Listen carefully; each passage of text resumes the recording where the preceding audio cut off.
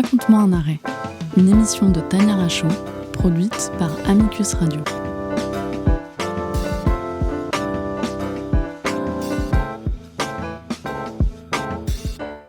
Bonjour et bienvenue dans Raconte-moi un arrêt. Au programme du jour, une décision de la Cour européenne des droits de l'homme rendue en grande chambre le 27 mars 1996, l'affaire Goodwin contre Royaume-Uni. Et nous avons d'ailleurs le plaisir d'accueillir Monsieur Goodwin pour en discuter avec nous aujourd'hui. Mais d'abord, pour se situer, la Cour consacre dans la décision Goodwin contre Royaume-Uni la protection des sources journalistiques comme l'une des pierres angulaires de la liberté de la presse, une protection des sources qui est donc protégée par l'article 10 de la Convention européenne des droits de l'homme qui porte sur la liberté d'expression. Au moment de notre enregistrement, la question de la protection des sources est toujours d'actualité en France. Effectivement, Ariane Lavrieux, une journaliste de Disclose, a été en garde à vue en raison de son travail d'investigation sur un possible détournement d'une mission française de renseignement en Égypte, une mission censée prévenir des actes terroristes mais qui aurait peut-être servi à vendre des armes à la dictature égyptienne. Revenons donc à notre décision des années 90. Monsieur William Goodwin, qui est donc de nationalité britannique, est un journaliste résident à Londres et qui débute un stage à The Engineer et qui reçoit des informations sur les difficultés financières d'une entreprise qui est appelée Tetra. Mais il s'avère que les informations qui ont filtré, qui lui sont parvenues donc, proviennent de documents confidentiels, des documents imprimés en peu d'exemplaires dont l'un d'eux avait été dérobé. Et donc, Monsieur Goodwin contacte Tetra pour confirmer les informations de sa source, et Tetra va donc saisir la justice à l'encontre de la potentielle diffusion des documents confidentiels. Le juge britannique demande alors à The Engineer et son journaliste, Monsieur Goodwin, de produire les notes de la conversation téléphonique qui révéleraient l'identité de la source. Alors on va en parler donc avec Monsieur Goodwin directement. So Mr. Goodwin, thank you for being with us today and talking about this decision on the question of the protection of the sources. First of all, you were a young journalist by then. I understand that you received a super injunction to hand out your notes on your conversation. How did you react? What did it feel like? C'était mon premier job en tant que journaliste, et ça ne faisait que quelques mois. J'ai reçu une injonction, une super injonction, qui arrivait par fax à l'époque. À ce moment-là, je ne réalisais pas vraiment à quel point c'était sérieux. Tout le monde se disait simplement que c'était pas ordinaire et qu'on ne voyait pas souvent passer des injonctions. Mais je me suis vite rendu compte que c'était assez sérieux. J'ai été convoqué à une réunion du conseil d'administration de United Newspapers, le groupe de presse britannique auquel appartenait The Engineer. Et c'est là que mon éditeur m'a dit pour la première fois que je pourrais aller en prison si je ne révélais pas ma source. À ce moment-là, c'est devenu très sérieux. Par ailleurs, l'injonction que j'avais reçue me forçait à garder tout ça secret. Je ne pouvais même pas dire que j'étais impliqué dans une affaire juridique, ni à mes parents, ni à mon syndicat. I guess it was stressful indeed. So, what happened next after this super injunction? Très rapidement, je me suis retrouvé à devoir aller au tribunal. Il y avait beaucoup d'audiences, et au départ j'étais représenté par les avocats de l'entreprise. Mais assez vite il s'est avéré que j'aurais besoin d'avoir mes propres représentants. Parce qu'il y avait une menace de la part de Tetra de demander au tribunal de geler les fonds de l'entreprise qui m'employait. À ce stade, il me fallait donc des représentants séparés. Et l'entreprise m'a même écrit pour me demander de révéler mes sources. Je pense qu'ils savaient très bien que je ne le ferais pas, mais qu'ils étaient légalement obligés de le faire. Donc, il me fallait vraiment mes propres avocats. Yeah, okay. So you stayed straight and not revealed your source. I guess that was not the easiest decision.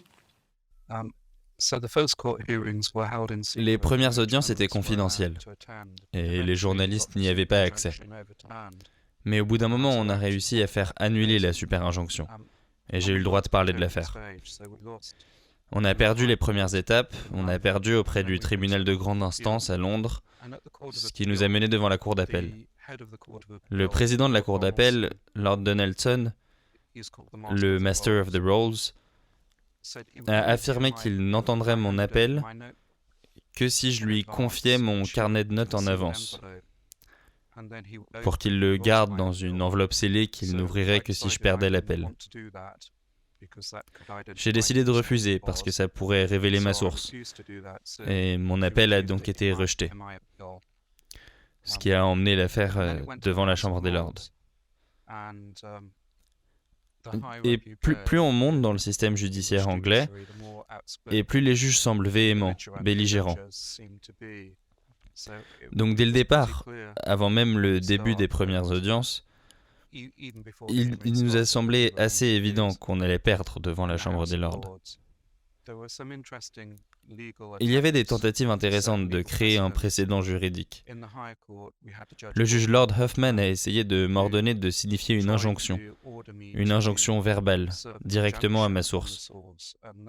C'était une décision très difficile que j'ai dû prendre en un week-end. Et finalement, j'ai décidé de ne pas le faire. So I guess after the House of Lords, you decided to seize the ECHR.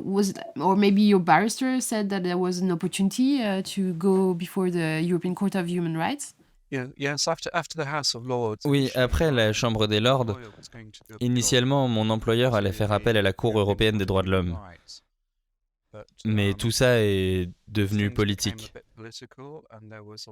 Et il y avait beaucoup d'antipathie à l'époque envers les syndicats. Et mon entreprise a changé d'avis.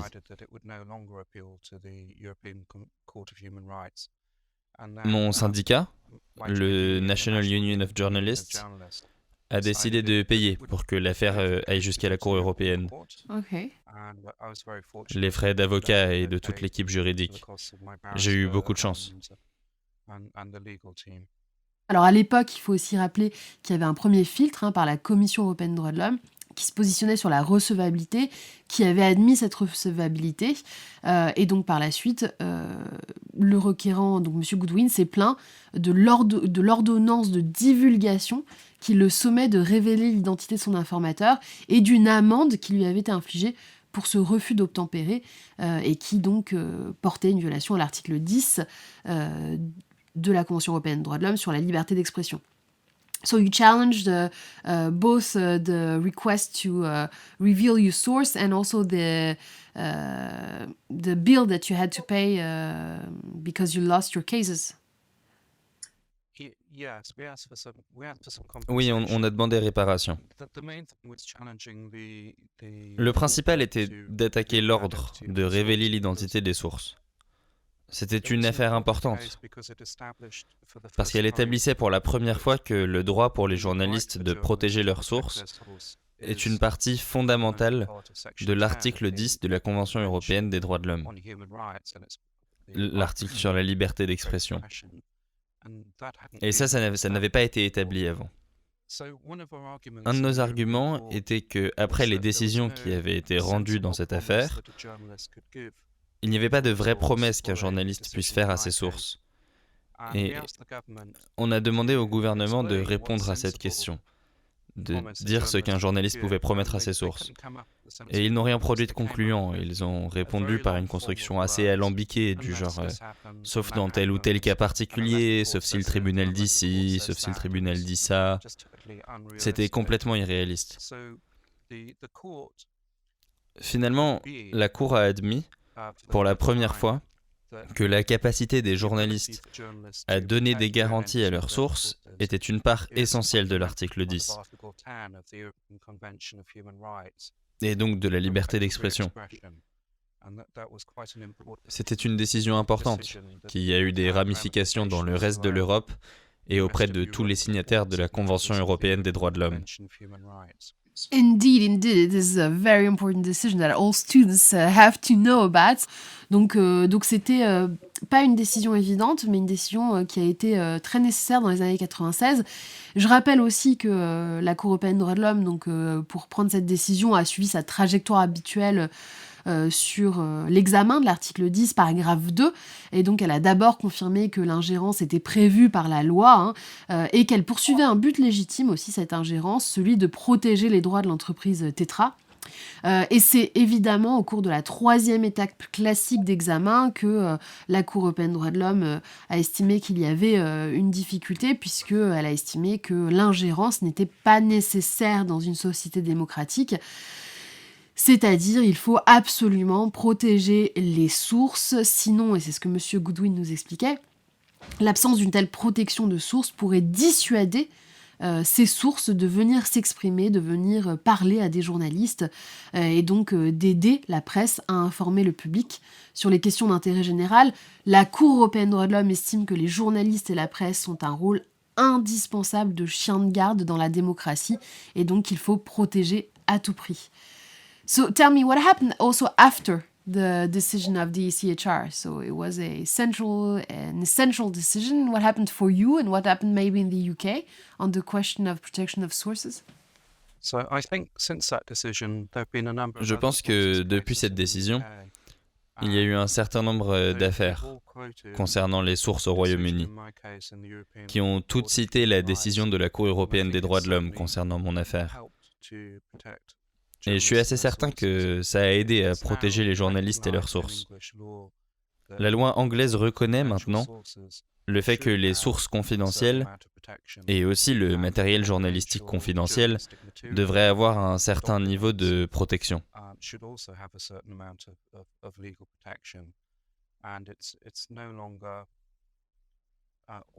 Les journalistes ne sont plus automatiquement obligés de révéler leurs sources. Je ne pense pas que la loi soit parfaite, mais il y a eu une grande amélioration. Ce n'est pas toujours parfait, il y a encore des choses à faire, et je pense que on peut le reconnaître aussi en France avec donc cette affaire récente pour la journaliste Ariane Lavrieux. So thank you, Mr. Goodwin. Maybe do you have something to add before we close the episode? Yes, and I would say for any journalist who gets caught up in a case like this, Je recommanderais à tout journaliste qui serait pris dans une affaire semblable de chercher du soutien, que ce soit auprès d'un syndicat ou une assistance légale, en tout cas. C'est une situation très difficile et très stressante, et je pense que ça pourrait être très difficile pour un journaliste freelance, par exemple, à moins d'avoir le soutien de son journal ou d'un syndicat. Personnellement, pendant l'affaire, j'ai reçu beaucoup de messages de soutien, de fax, de cartes, de la part de collègues journalistes. Et psychologiquement, ça m'a beaucoup aidé à résister à la pression, à savoir que je faisais ce qui était juste. Donc je leur dirais vraiment de chercher de l'aide et du soutien aussi vite que possible. I guess it was indeed very complicated, and if you're lonely, as you're saying, then you might want to, give the name of the source so you can move on to another subject. But you were at the center of an essential case, and thank you for that. Thank you so much for sharing all of this with us. It was a pleasure to talk with you today, Mr. Goodwin, and thank you also for this ECHR case. Thank you so much, Tanya. It's been a pleasure to talk to you. Merci à tous de nous avoir écoutés pour cet épisode spécial avec Monsieur Goodwin dans l'arrêt Goodwin contre Royaume-Uni de 1996. Ce podcast et tous ceux de la série Raconte-moi un arrêt sont disponibles sur les plateformes de podcast. En vous abonnant d'ailleurs, vous serez alerté des nouvelles sorties et vous pourrez aussi retrouver les podcasts sur les sites internet d'Amicus et des Surligneurs.